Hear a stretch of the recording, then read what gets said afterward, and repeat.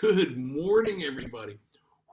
It is Friday. It is 8:30, and you are looking live at the headquarters of the Kima Real Estate Group. I'm back inside this week. Last week you saw I was outside because it was warm out. It was really nice out. Today, I don't know what the temperature is outside, but I'm willing fall to be here today. Come on, bring it. Bring me some fall weather. Why? Because Donkey tastes even better on a fall day. It's my homage to my New England roots, right? So welcome, welcome. I'm excited. Um, excuse me. Um, I'm ready for fall. I know many of you are ready for summer and 110-degree weather, and you're going to be posting pictures of your, 106 degrees on your dashboard of your car and yada yada yada. I love fishing. I love boats. I love all the things that have to do with summer, as long as summer doesn't get above 85 degrees. Anyhow, listen. It is Friday. It is the middle of June. We're almost at the halfway point of the year. Last night, my son Camden, who's really into the NBA, watched the NBA draft with me last night, and I'm sorry, didn't do anything for me. I don't care about it. I watched it because Camden watched it, and that's always fun to spend time with my son. But tell me if the NFL just doesn't get it, right? The NFL figures this thing out, right? Everything the NFL does is like an event, right? The games each week, it's an event. The draft is an event. The free agent period is an event. Everything they do is an event. They have figured out the secret sauce. All the other leagues are trying to figure it out. Not quite the same. Not quite the same panache. Anyhow, yesterday, so I belong to this little private text group with some friends of mine. We call it the coaches, and there's a bunch of guys I used to coach with that are all part of this group that we started. This is back from my old rec league days with Cole. So this goes back 15 years now. And yesterday, one of them showed one of the baseball bats that they used many years ago was used yesterday to kill a black snake on the golf course. And man, I don't know about you, but snakes are the one thing I don't do. Snakes. I can do insects. I can do all the, but I don't do snakes. Now I know there's a big push of people that say, don't kill, don't kill snakes. I'm not here to get PETA involved. I'm just telling you, if you're a snake and you're on my property, you're not going to be there long, right? But tell me, for you, like, is there any do you do snakes? Like, what is it that you just refuse? Is it spiders? Like, what is it that you just refuse? Is it decaf coffee? I mean, what scares you the most, right? So anyhow, yeah. So I saw that picture of the snakes last night from Nelson. And then I got to think about my buddy David Colgan. And so many of you know David Colgan. You want to talk about an odd fellow? So David was on a jog in the woods. When I say a jog, I mean like a, I don't know, 15-mile jog in the woods just a couple weeks ago. And he stops because he sees a big old snake, and he picks it up and takes a picture of the snake wrapped around his arm, and he's holding it by the head. And he shared that picture again last night with us in this conversation. He's part of this coaches group. And I just think to myself, like, who are you? What kind of people do that? And then I see like field trips, and you see these like elementary school kids with like snakes wrapped around their necks and draped across their arms, and I'm thinking to myself, there is no way. Not doing it. Nope, forget about it. Not involved with snakes. Anyhow, so one thing I'm going to mention later, I'm going to ask for your advice on, so stay tuned for that. But did want to talk a little bit about this morning at 10 a.m. about some really cool breaking news in Wake Forest. So there is a groundbreaking today. Most of you know about the food hall that is coming. If you go underneath the bridge in Wake Forest, the old building on the left-hand side, like don't make a right like you're going up White Street. Just keep going straight after you go underneath the bridge in Wake Forest. On the left-hand side, you see all the fencing around. There's going to be a really cool food hall going in there, and construction is underway. And we're going to talk more about that later in future episode here. However, this morning there's a groundbreaking for something new that's coming to Wake Forest, right? In other food hall style establishment. We've been invited to this groundbreaking, so I'm excited to learn more about it today, and I'll share more with you tomorrow. But if you go down to where the loading dock is and you're facing the loading dock, to the right there's a strip of land, and to the right of that is just an old abandoned building, an old warehouse. So my friend, I believe my buddy Tim went ahead and sold that.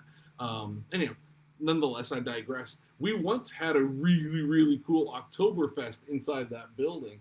But that's 15 years ago at this point, maybe 14 years ago, I don't remember. But that's also going to be some sort of a food hall. How cool is that? right? So we're going to have a food hall at one end of the downtown area of Wake Forest. We're going to have some sort of a food hall or some kind of an establishment at the other end. Again, I'm going to the groundbreaking this morning. Been invited to the after party, so we will get the information and we'll share that with you next week. But really, really cool things happening in downtown Wake Forest, which is already a really cool place to go hang out, right? So stay tuned for that. I'm going to give you something that you can take with you. This is a value add. This is why you come here each week. By the way, for those of you that are just tuning in, I am willing fall to get here, right? My coffee tastes better in the fall. I am willing it to get here with my scarf and my hat, and my, of course, it's my Carolina hat. Go Heels. But anyhow, so I'm excited, but I'm going to give you a value add right now. I'm going to break down some of the best Mexican restaurants and some of the Mexican restaurants that people talk about. I'm not going to go over all of them, but just a few of these on the north side in particular. So I saw somebody post the other day about a place called, and I'm not sure I'm pronouncing this correctly, it's in North Raleigh. If you've eaten there, share it with me, as we need to get there if it's good. A place called Carajillos. It's Carajillos. Carajillos. Hey, what's up, Coach?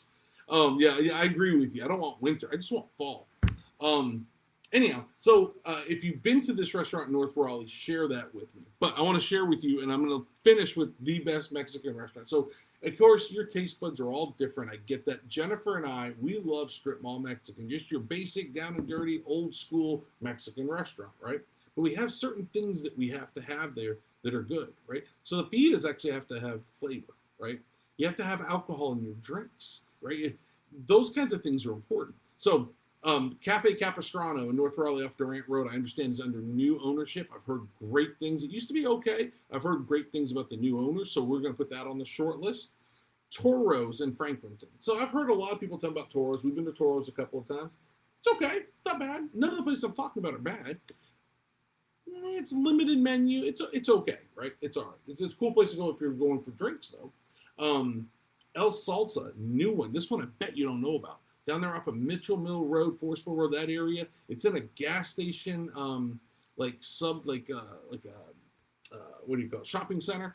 It doesn't look like much. The food's actually pretty darn good. Hidden little secret there. So El Salsa, go take a look. If you are a North Raleigh person, they used to have, and I think it moved downtown now, Dos Taquitos. If you've never been to Dos Taquitos, get the table side guac and salsa making. It's phenomenal, but it's more of an event to go there. And staying in that theme, another place that a lot of people love, they love Gonza's. I love going to Gonza's and sitting on the patio, right? It's a good time, and the food's pretty good. My kids struggle a little bit finding things they like. It's a little bit of a limited menu, but the food is delicious and the atmosphere is awesome, especially in the fall when you can sit out on the patio, right? So the Fiesta Mexicana, which is a chain, there's a bunch of them around. The one in Wakefield, that used to be our jam. That's where we used to go hang out. The problem with Fiesta Mexicana, in my opinion, the food's great. They stopped putting alcohol in their drinks. Like the drinks, you could tell, were noticeably weaker over time. Still put it on my short list. Great place to go grab some dinner. But if you're going to mix in some drinks with it, you might want to just make sure you ask for a full shot of alcohol in your drink. And then finally, I'm going to bring you back to what I think is the best Mexican restaurant in the northern hemisphere of Wake County, and that is Don Julio's. Hidden little gem in the Lowe's Food Shopping Center in Wake Forest. But Don Julio's kind of gets it. I've never been in there when it wasn't full at dinner. Never been in there when the service wasn't fantastic. The food's always good. The alcohol flows for sure. So my number one overall now place to go for Mexican food, in my opinion, is Don Julio's in Wake Forest. So shout out to my friends over there. Taco Tuesday is always a treat there, by the way. So last night we took one of my family members and moved her over to YouTube TV. She's having some TV issues with her satellite, what have you. So it was time to go ahead and move her over. All of you know that I will not watch the Raiders anywhere but at home, right, in the fall. Well, you also may know that the only place to catch the NFL this fall will be on YouTube TV, right? That's the only place to catch, well, you can catch all the games, right? Because that's where the NFL Sunday Ticket is moved to. So inevitably, we're moving to YouTube TV. I asked a question here about YouTube TV, I don't know, a few weeks ago, and one guy, a lot of people gave great advice and offered to help. One guy in particular called me out of the blue and was like, dude, here's what you need to do. So he gave me a bunch of advice. So we're going to make that move, but we moved her over last night. what I learned was that the NFL Sunday ticket's on sale right now, but will not be for much longer. So we're probably going to make the move this weekend. If you are a YouTube TV user and you use Roku with it, a Roku box, can you hit me up? I'd love to ask you a few more questions about that. But yeah, if that's something you do, let me know because I have some questions there. Then the other thing we're thinking about, I mentioned this to you before as well, we are probably leaving Verizon and we're probably going to one of the other. I've been with Verizon forever, but I just can't get over the prices. And so many other people don't use Verizon, and I talk to them on their phones and I can hear them clearly and they sound great. So we are thinking about making the move out of Verizon. It's just so stinking expensive compared to everybody else, and I can't understand why. So we're going to make the move. If you know where we should move to, let me know. Right now, T-Mobile is in the lead. That's probably where we're going. A good friend of mine, matter of fact, Trey, your neighbor, turned me on to a guy that he knows for T-Mobile. So that's who I'm going to be speaking to here in the next few days about making that change. Anyhow, no matter your opinion, please go ahead and share those with me. Let me know. And that brings me to this: are you an iPhone user? Because we're going to get a chance to switch phones. Do I go to Android for the first time ever? Do we stay with the iPhone? Which direction do we go? What direction do you go? I know, listen, so many of the apps are released to iPhone first, and that's attractive to me. I hear some good things about Androids, but man, I just don't know that I can make a Verizon switch and an iPhone switch at the same time. But I'm curious to know what you think. Hey, Michelle, good morning to you. Yeah, you like Toros. Okay, so I enjoy Toros. It's a fun place. To me, it's more fun to go hang out there, but I don't go for I don't think the food is like blow you away kind of food, but it's certainly a fun place to go hang out. And that back patio is awesome. No doubt about it. No doubt about it. All right, so let's talk about the market real quick, and then I want to share something with you. Breaking news in Wake Forest and North Raleigh that's going to impact you and your real estate. So let's talk about the market real quick. The market's stable. We have nothing to sell. There's a lot of real estate agents use the word inventory, and we've used the word inventory in the past. To so many of you, inventory may not mean anything. What inventory is the number of homes we have to sell in the market right now. So the number of homes we have to sell right now is almost the same as we had a year ago. We got a few more than we did a year ago, and we're the highest we've been since February by 200 homes, right? Right now, there just isn't a lot to sell. That being said, a lot of builders don't put their homes in the MLS, so there is some hidden inventory, but there's always hidden inventory from builders. So right now, I would just tell you the market is stable. We're watching interest rates. We've talked about this a million times. If you're a first or second time home buyer, right? If you're a first or second time home buyer and you are thinking about getting in the market, do not wait for the rates to drop. If you can afford to buy a house now, get it now and refinance. Buy at today's prices and refinance into tomorrow's rates. Why? Because when the rates drop, investor money is going to come down. We're going to have higher prices and higher deposit money. So if that's important to you, find a real estate broker that you trust. If you don't have one, call us. If you're in someplace other than Wake County or the surrounding areas and you need somebody, call us. We've got a great network around the country. But find somebody you can trust and find a really good lender. Don't worry about the rate as much as you are about the whole package. And I'll get off my soapbox. I tell you this every single week. So anyhow, oh, Michelle, little pro tip there. I like it. Okay, thank you for that. That's good to know. So I want to share with you things that are going to impact your market, your house, right? In North Raleigh off of Buffalo Road, Taylor Morrison, a builder, has just announced that they're partnering with an investment firm out of Atlanta. We're going to do a little short video on this later as well, but they're partnering with a group there. There's a new Publix shopping center just outside of 540 that was just announced. So Publix is going to be the anchor of a new shopping center off of Buffalo Road just north of 540. Most of you know that area to be very woodsy and kind of quiet. That's about to change. Taylor Morrison's going to go directly across the street from there. They've got a piece of property where they're going to put in rental homes. A brand new builder, new construction builder, building rental homes only, right?